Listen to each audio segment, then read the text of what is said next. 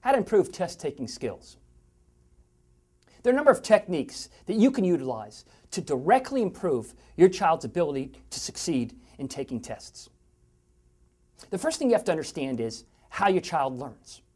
What is the mechanism, the vehicle by which they retain information? Do they take notes? Do they use a highlighter in a book? Do they talk to their friends or attempt to memorize things based on what they're told? Do they use a combination of those techniques? When you learn how they're taking in information, it can immediately result in improvement.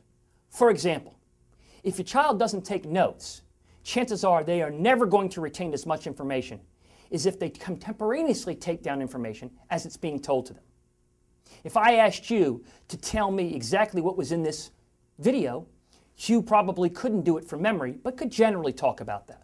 However, if I said start taking notes from the very beginning, because I'm going to be asking you questions specifically about what I said and what I did and what I meant, you'd be much more likely to retain that information because you'd have that ready reference point. So the first thing to start from is to be able to collect contemporaneous information. That's critical to understanding how to succeed in test taking. Some scholastic environments have video taking of the actual course, and so you can get it online. But for those that can't, it's very important that you create some written format to taking notes. Now, you don't want that written format to obstruct your ability to learn. In other words, some people take notes blindly. They essentially take notes and don't really listen to the material for purposes of really understanding it. They're just writing down, writing down, writing down. And you wonder, wow, they have pages and pages of notes, but they didn't seem to grasp what the instructor said.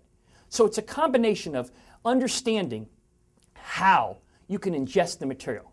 The way I suggest you do that is to make sure that the child understands the content before they walk in the classroom. So if there's an assignment that needs to be read, it is critical that they have read it. It is actually critical that they've read it and outlined it, because if they do, then they're going into class and they actually have a baseline of understanding.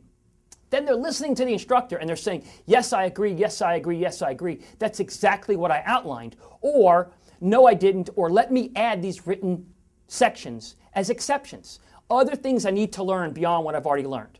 So that's one tool, by learning beforehand, going in and then absorbing the material. The second thing is when you're taking notes, take down things that you think are memorable. What are the types of things that sort of capture what the teacher's trying to accomplish in that session? Are they trying to teach you about a leader, about what the leader did, about a message that the leader's giving, about a theme that's overall? What are they trying to teach you? By understanding that, you can start to take notes in that order, in that format.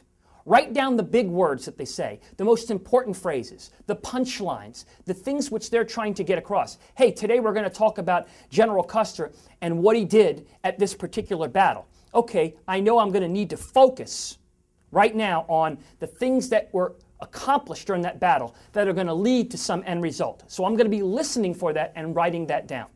If the teacher is talking from a book or is talking from specific material that's written down, then I want to take and follow that and then perhaps write notes out to the side, or to rewrite that information down and then at the same time mirror it to a page reference. So that now what I'm doing is I'm complementing material that's there rather than trying to invent something out of this cryptographic nonsense that I call notes. I mean, obviously, notes can't take every single word down. So there has to be a mechanism for capturing the essence of what somebody's saying or the essence of what has been written in a way that then you can take it and have it manageable. If you get home and you look at those notes and your child can't understand them, or you can't, chances are they're not going to be very useful for them. So another technique is to utilize great note-taking and then to be able to use that note-taking in a productive and helpful way.